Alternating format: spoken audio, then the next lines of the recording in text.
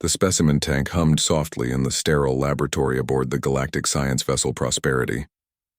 Gull pressed her scaled palm against the observation window, her vertical pupils dilating as she studied the readouts for the 1,000th time. The data made no sense. "It's impossible," she muttered in her native Velcarian tongue, then switched to Common Galactic. "The genetic markers don't match anything in the universal database. Not even close." Jack stood behind her, his hands clasped behind his back, perfectly still. He had been standing there for 3 hours without moving, without complaining, without asking questions. Gull had worked with hundreds of specimens from across the galaxy, but none had ever displayed such patient compliance. Subject displays remarkable endurance, she noted into her recorder. No signs of distress despite prolonged examination period. The medical scanner had flagged Jack the moment he'd arrived at the way station seeking passage to the core worlds. His DNA had triggered every alarm in the system, not because it was dangerous, but because it was unrecognizable. In a galaxy where every species had been catalogued, indexed, and studied for millennia, finding something new was virtually impossible. Yet here he was. "Tell me again," Gull said, turning to face him. "Where did you say you were from?" "Earth," Jack replied, his voice calm and measured.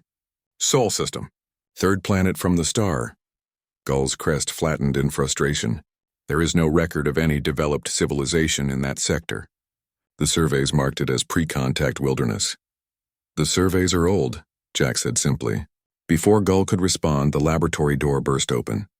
Commander Thrax, the ship's security chief, stormed in with 3 armed guards. The Korthian's 6 eyes were wild with something Gull had never seen before in the normally stoic warrior: fear. "Get away from it!" Thrax roared, his translator struggling to keep up with his panicked clicks and whistles. Gull bristled. "Commander, I'm conducting a scientific—" "That thing killed a Vraxian hunting pack." The laboratory fell silent.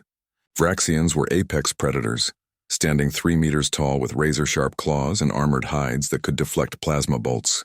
They were used as shock troops in the most dangerous conflicts.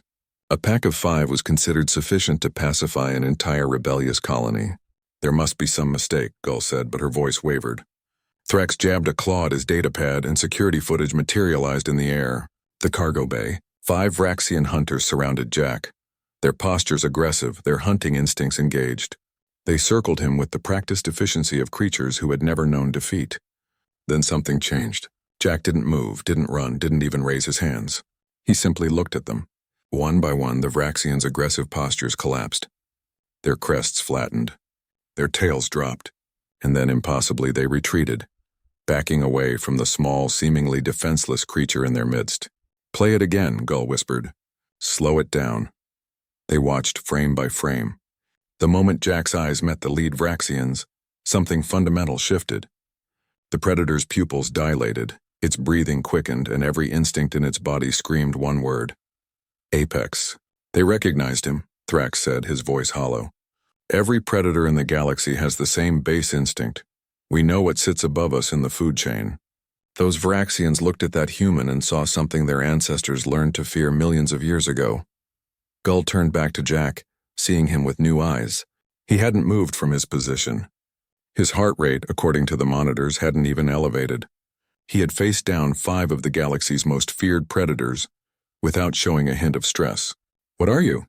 she asked softly. Jack considered the question, his expression thoughtful. "Human, just human. Just?" Thrax laughed, a bitter sound. "I pulled your planet's preliminary survey data. Your world is a death world, Dr. Gull. Class 12 gravity. Atmosphere composition that would be toxic to most species. Predators at every level of the ecosystem. Your oceans alone contain creatures that could swallow the ship whole. And humans survived there," Gull said, understanding dawning. "Not just survived, thrived." "We're persistent," Jack offered with a slight shrug. "Evolution had to get creative." Gull pulled up the genetic analysis again, but this time she looked at it differently. The DNA wasn't alien. It was simply optimized in ways the galaxy had never seen. Redundant systems, rapid healing factors, pattern recognition abilities that bordered on precognition, and something else. Something that made predators instinctively recognize a creature that had spent millions of years clawing its way to the top of an impossibly hostile world. "Your species isn't in our database because you haven't made contact yet." Gull said. But how are you here? How do you speak common galactic? For the first time, Jack smiled. It was a strange expression, showing flat teeth that seemed ill-suited for a predator. Yet somehow the gesture made Thrax's guards grip their weapons tighter. We're explorers too, Jack said. We've been watching, learning, waiting for the right time. And now? Gull asked. Now humanity is ready to introduce ourselves properly. Jack gestured to the viewport where stars streamed past. We've been alone in our corner of space for so long. We'd like to meet our neighbors. Thrax's claws clicked nervously on his weapon. The Council needs to know about this. A species of apex predators with advanced technology. We're not conquerors, Jack interrupted gently. We're survivors. There's a difference. We learned long ago that the best way to survive is to work together. He looked directly at Thrax. We've faced down everything our world could throw at us.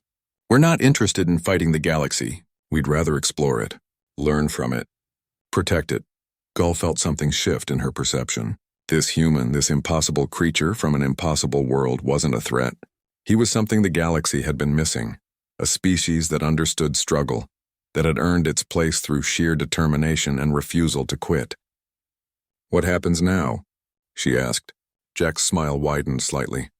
Now you take me to your council, and I introduce them to humanity. We have a lot to offer: technology, culture, perspective. And in return, we get to finally join the galactic community we've been watching for so long. Thrax holstered his weapon slowly. The Council is going to lose their collective minds when they see the data. Probably, Jack agreed, but they'll adapt. Everyone does eventually. As Gull watched Jack walk calmly out of the laboratory, flanked by nervous guards who gave him far more space than protocol required, she realized something profound. Humanity's DNA might not match any known species, but in a way it matched all of them. They were survivors shaped by adversity into something unprecedented.